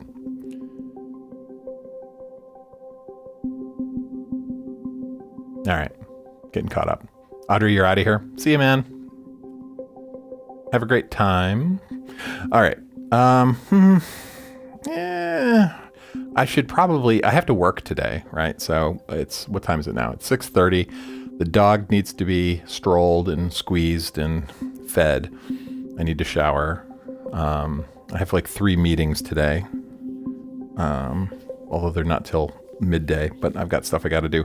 We're in peer quote season, right? So we're writing. Today's the deadline to write about your coworkers, right? Say, this is what I think of Bob. These are Bob's strengths. These are Bob's, they don't say weaknesses. These are things Bob could improve, right? And you start every sentence with consider, right? So like, what could Bob do better? Consider when communicating with me, not speaking. That would be awesome. Bob is fictitious. There's no Bob. I work with no one named Bob. No, it's fine. It's totally good. What is it? The company I work for just got ranked number 10 in the top 25 companies to work for in the United States. So, yay us. I don't know who voted on that stuff. It wasn't me. But, hey, Toroid Labs. Did he just appear? There he is. How's it going, Jason? Jason posted his day 31 thing at like 3 a.m. this morning, and I just happened to be up, and I saw your video, and I'm like, oh, cool. Listening to it with earbuds, laying in bed, and I think I was your first commenter, and it was like, go to bed, go back to sleep. So, anyway, let's see. Check in the chat. You just came here to rib me. Thanks, Biscuit. It's all good. Work. Did you get all your peer quotes done there, Toroid Labs? I work with Toroid Labs. We work at the same company. Task Boy, Toroid, and myself, we are a trio now. It was just me and Task Boy for a while, and then Jason here showed up. Bob is me. You are not Bob. Did you read the quotes I sent you? I was having fun with them. Later, New Ignis. Have a good one. We're kind of done with the music. If you want the music stuff, scroll to the back. Now we're just bullshitting. Oops. I'm trying not to be profane on stream. Let's start a little more. We'll up the drone that's happening in the background.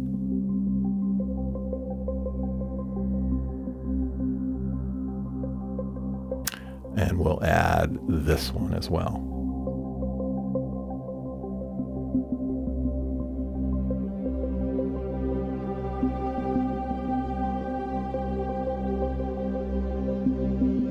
There we go.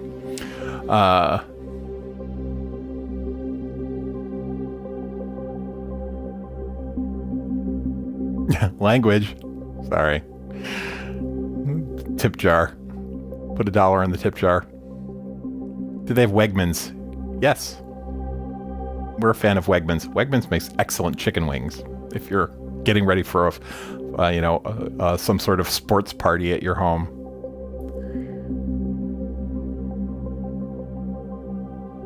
Yeah, Jamuary is a wrap. Just go back to sleep. You have to write one more. Today's the deadline. Or actually, I guess it may not be the deadline. Depends on what they asked for. The deadline on all of mine was today. Bob listens to soft rock and smooth jazz. There are 2 Bobs in my life. I don't work with either of them. One is my father, and one is my friend Bob, who is also a synth nerd. But he doesn't appear in the stream, so.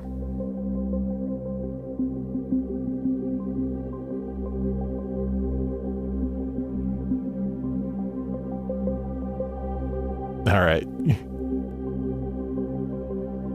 Welcome from Danny Wegman. Okay, cool. Let's see. I feel like noodling just a tiny bit here. Let's see.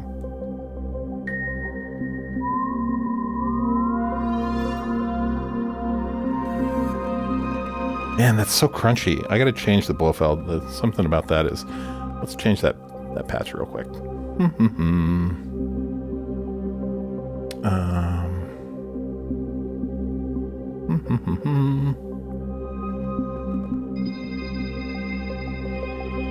There we go. Alright, that's better. We'll put a little... We'll put... not that. Too dramatic. There we go. Something softer.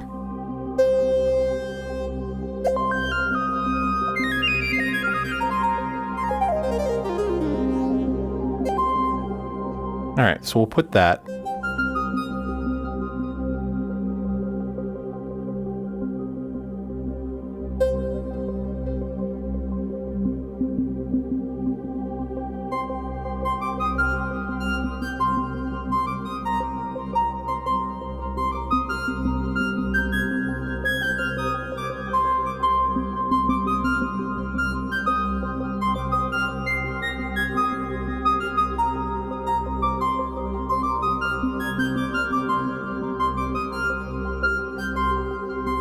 Now let's wash that in delay.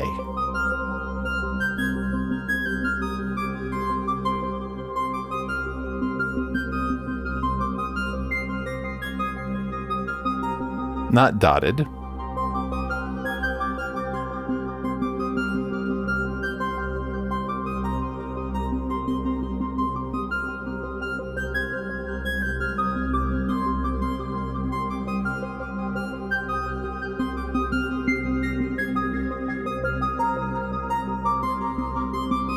Let's add that.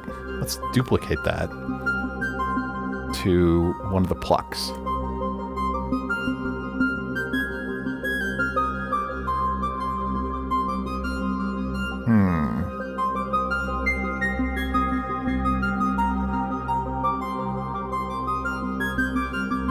Hang on a sec.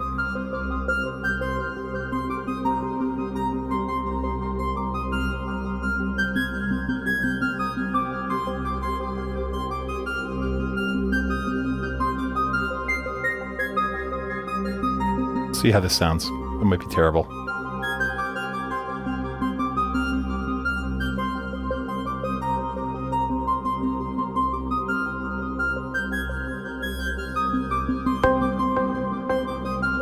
Hang on a second.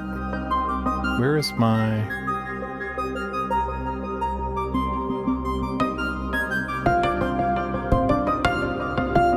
Ooh, now we're doing this Andreas Vollenweider thing, little harp thing. We talked about him a couple streams ago. New age harpist, synth guy.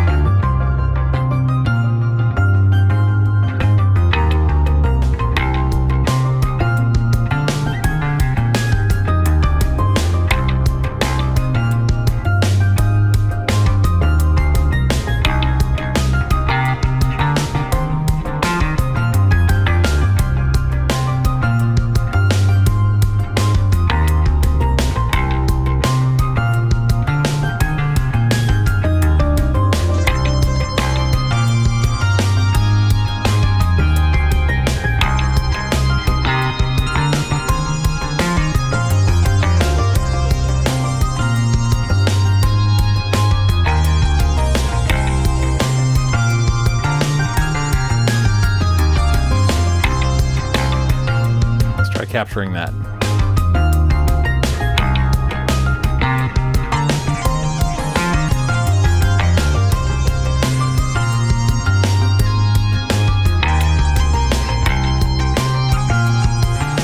1, 2, 3, 4. All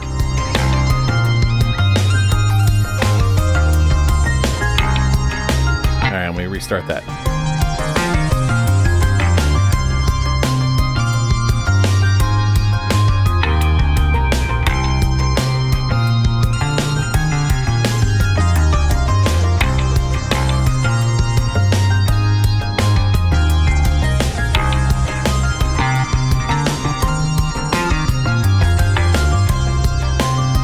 Not great.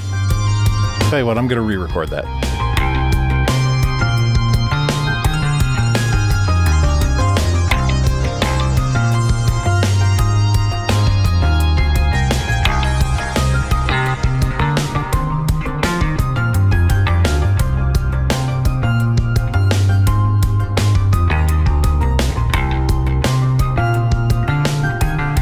It says we're recording, but I don't know where the hell I'm recording.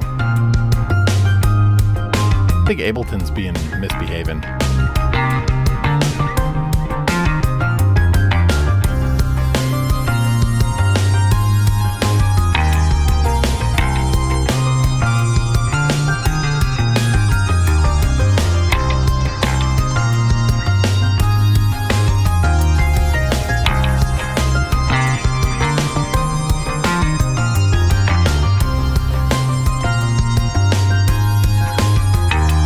That's a cleaner recording there.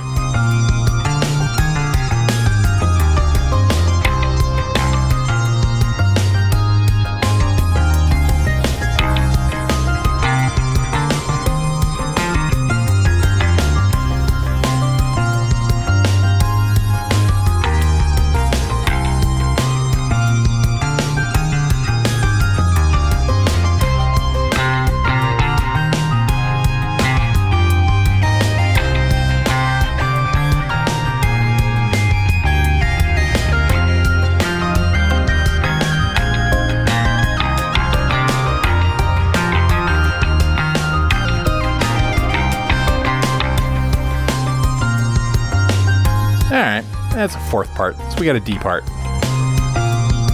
Sorry, I sort of lost myself in there.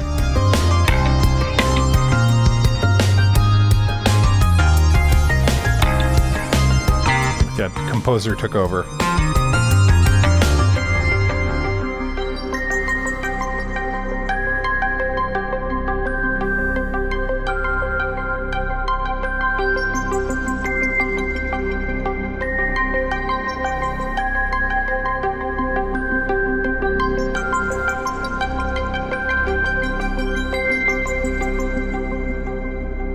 There we go. Hey, the Morphing Orb. Welcome. Who else popped in? I know people are leaving. The day's got to get going. I got to get to work. Oof. Are we still sustaining? We are.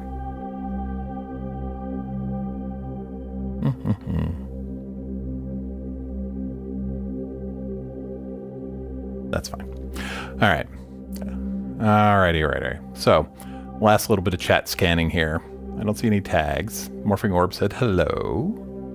Greetings. We had a good jam today. Morphing Orb, you have to roll back if you want to see it. There's enough misbehaving in the chat that Ableton doesn't need to. That is true, Biscuit. Look up Warrington Runcorn Development Plan. Oh, that's from Steve to Tristan. Okay. Decomposing. That's what happens to all of us over time as we get older. Oh, Morphing Orb just put in an order for a Lyra 8. Nice. Good drone. Good drone box. Super fun.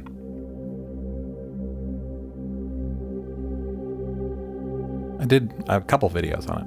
So, let's see. Tristan and Steve are going back and forth. All right. So,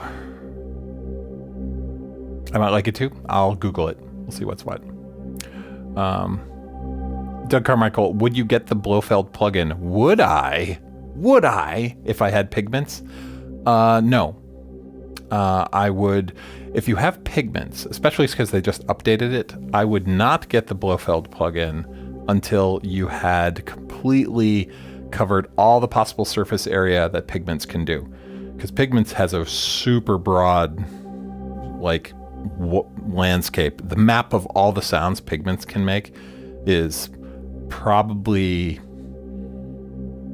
infinite's too strong a word, but it's really big. You could spend a year with Pigments and still have new things to try.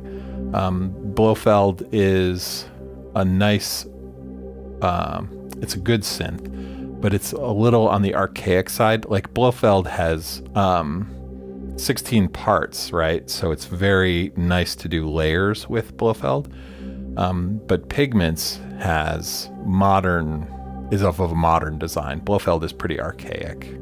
There are things about programming the Blofeld that frustrate me. There is very little about Pigments that frustrates me. So if you have Pigments already, I would focus on learning Pigments like the back of your hand. And then once you're bored, if you reach a point where you're bored with Pigments and you've actually opened the manual and like look through it, being like, because you can go through the Pigments presets, right? And you're like, all right, that's cool. I got some sounds, right? And then if you're not interested in programming a synth, I just want the sounds it comes with and I want to use those, and you've gone through all the Pigment stuff and you're like, all right, I have a fairly good understanding of what's in here as far as presets for Pigments, and you are bored with it, then yeah, consider the Blofeld. But the Blofeld is ancient and an archaic synth, and Pigments is modern. If you want to program a synth, absolutely stay with Pigments until you know all you need to know, and then consider moving on to the Blofeld. Blofeld is like, it's a wavetable synth back before everything was a wavetable synth, basically. And so they hadn't quite figured out how to make it really easy to program. It's not. Pigments is super easy to program, so heads up. That's my opinion of should you get Blofeld if you already have Pigments. You can, and I will not shame you if you get Pigments. There's nothing wrong with adding to your synth collection, right? My motto is buy more synths. Yeah, if you are still new to Pigments, stay with Pigments. So anyway, let's see. Great last Jamuary stream. Thanks. Appreciate it.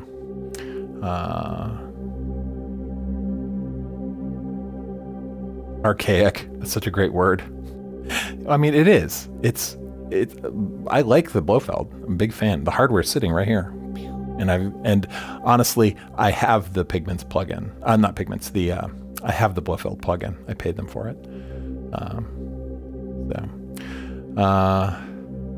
Okay, Doug, if you got the V collection, essentially you don't need any more synths if you just want to go explore. The only reason you would want to get more synths is if you're a collector and you like collecting synths, and then it's okay. Have at it. But if you just want to make music and you have the V collection and Pigments and the FX collection, you have like the whole Arturia family, you're like set. You don't need anything else at that point. You just want stuff. And if you want it and you have the means, go get it. That's fine. But like my advice from a composing, making music perspective is if you have those tools, learn to use those tools. But if you're a collector, do what makes you happy. That's fine.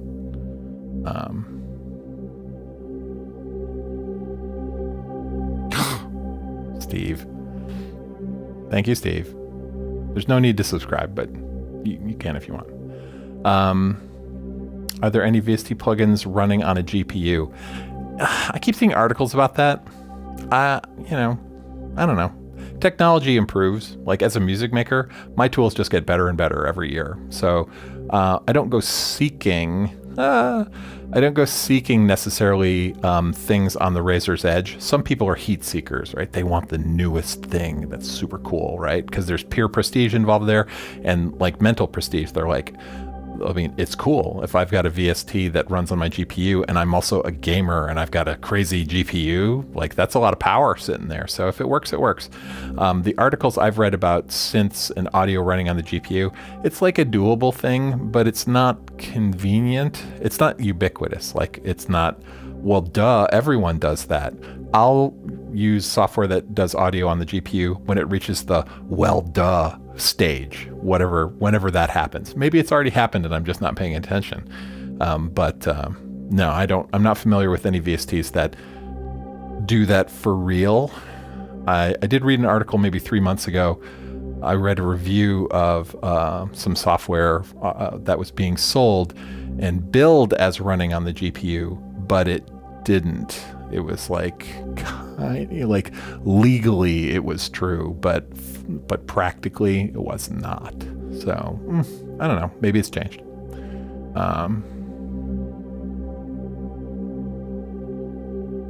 Did it fizzle out? Maybe it fizzled out.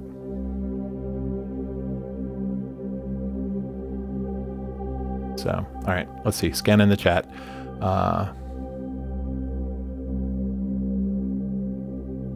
Yeah, I mean, like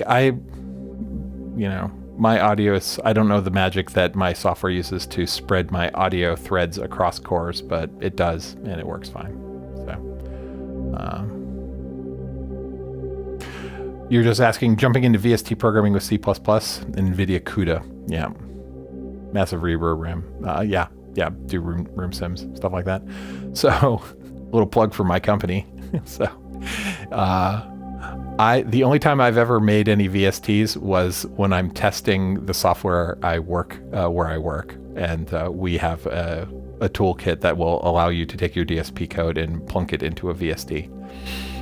And I have tested that. Like, we have these testing cycles every 6 months where they ask everyone in the company, it's like, okay, spend an hour or two trying these new features out. And I always zoom over to the audio toolbox features and I'm like, what's the new stuff in here now, right?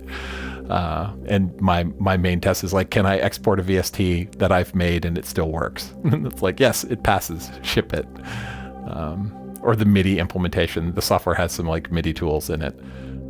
It's like, do those still work? They're like, we're going to be testing tomorrow. And I'm like, okay, I'll bring in a control surface. So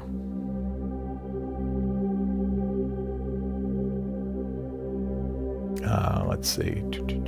All right, we're good.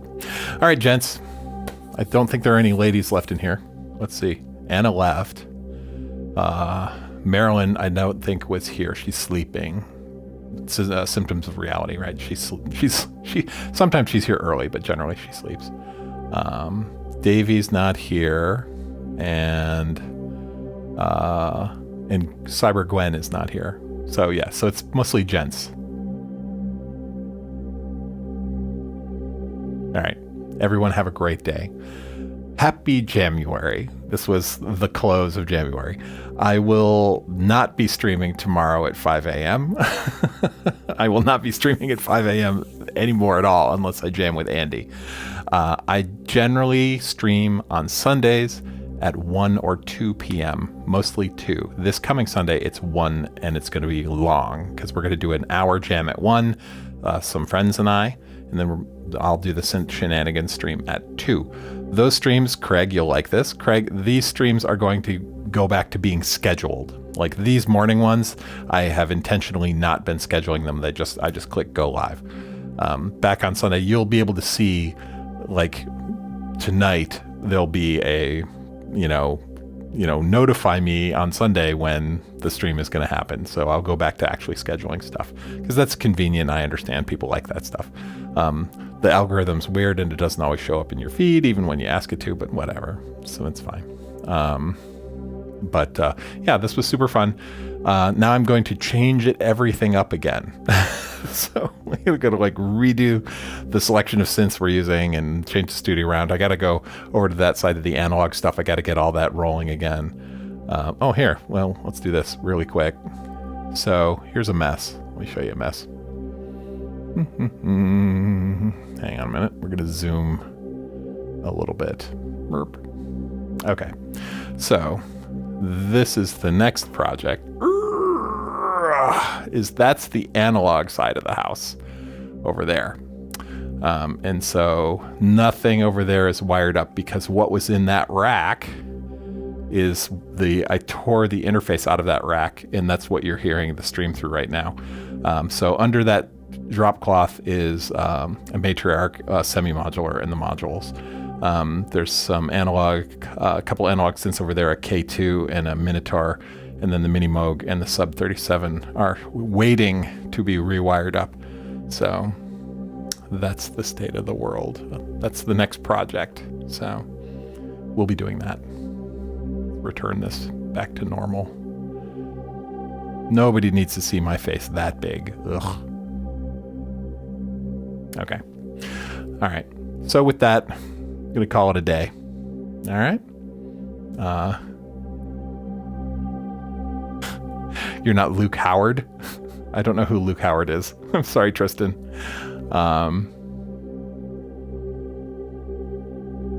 I would do an online jam with Twilight Labs, except all I would do is feed my audio into his chaos system and then see what happens, I think is what it would be.